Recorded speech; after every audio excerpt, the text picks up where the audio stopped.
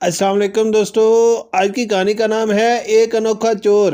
رانا صاحب کے وسیع و عریض حویلی میں سب کچھ تھا، شان و شوکت، دولت، نوکر چاکر، مگر ایک چیز کی کمی تھی، وفاداری۔ ہر نوکر صرف اپنے مطلب سے رانا صاحب کی خدمت کرتا تھا، کسی کو ان کی حقیقی فکر نہ تھی۔ لیکن پھر ایک ایسا نوکر آیا جس نے سب کچھ بدل کر رکھ دیا۔ یہ بات اس وقت کی ہے جب رانا صاحب نے ایک نیا نوکر رکھنے کا فیصلہ کیا۔ پرانے نوکر آئے دن چوری کرتے، جھوٹ بولتے اور کاہلی دکھاتے۔ اس لیے رانا صاحب نے سوچا کہ اس بار کوئی ایسا آدمی رکھا جائے جو ایماندار ہو۔ شہر بھر میں چرچا تھا کہ رانا صاحب نوکر رکھ رہے ہیں، لیکن وہ خود بہت سخت مزاج آدمی تھے، اس لیے کوئی بھی عام آدمی وہاں نوکری کرنے سے ہچکچا رہا تھا۔ لیکن ایک دن ایک نوجوان دروازے پر آیا۔ وہ سادہ لباس میں تھا، مگر اس کی آنکھوں میں ایک عجیب سی چمک تھی۔ اس نے دستک دی اور دروازہ کھولنے پر بولا، میں نوکری کے لیے آیا ہوں۔ چوکیدار نے اسے اوپر سے نیچے تک دیکھا اور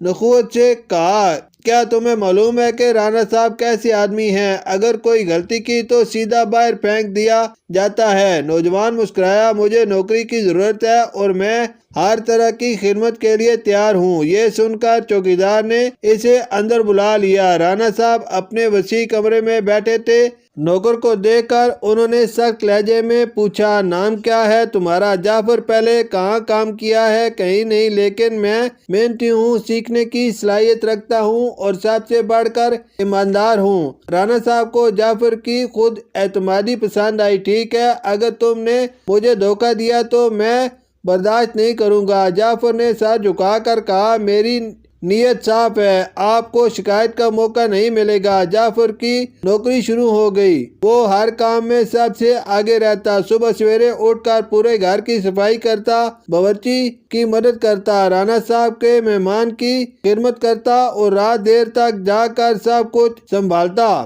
وہ نہ تو فضول باتیں کرتا، نہ کسی کی چغلی کھاتا، نہ چوری کرتا۔ یہ دیکھ کر دوسرے نوکر اس سے جلنے لگے۔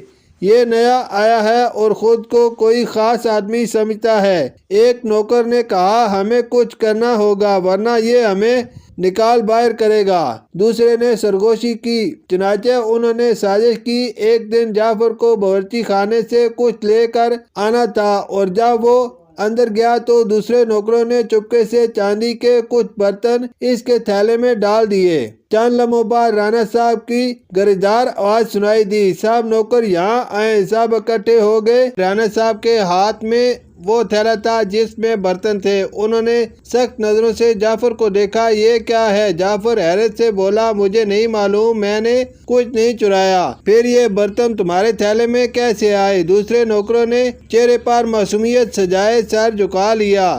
رانا صاحب کو غصہ آ گیا، میں تم پر بھروسہ کرنے لگا تھا لیکن تم بھی باقیوں جیسے نکلے۔ جعفر نے بے بسی سے کہا، مجھے ایک موقع دے، میں سچ جان کر رہوں گا۔ رانا صاحب نے سرد مہری سے کہا، تمہارے پاس کل صبح تک کا وقت ہے ورنہ گھر سے نکل جاؤ گے۔ جعفر نے تحقیق شروع کر دی۔ رات کے وقت وہ چھپ کر نوکروں کی باتیں سننے لگا۔ وہ آپس میں ہنسی مذاق کر رہے تھے۔ صبح ہونے دو، جعفر کو نکال باہر کریں گے۔ جعفر کو سب کچھ سمجھ آ گیا۔ صبح ہوتے ہی اس نے رانا صاحب کے سامنے آ کر کہا، اگر میں چور ہوں تو میری تلاشی لی جائے، اگر میں نہیں ہوں تو باقی صاحب کی بھی تلاشی لی جائے۔ یہ بات سن کر باقی نوکروں کے چہرے کا رنگ اڑ گیا۔ رانا صاحب نے صاحب کی تلاشی لی اور حیرت انگیز طور پر وہی برتن ایک اور نوکر کے سامان میں نکل آئے۔ رانا صاحب غصے سے کھڑے ہو گئے۔ مجھے معلوم تھا جعفر سچا تھا۔ چور نوکر کانپنے لگا، مجھے معاف کر دے، میں نے یہ سب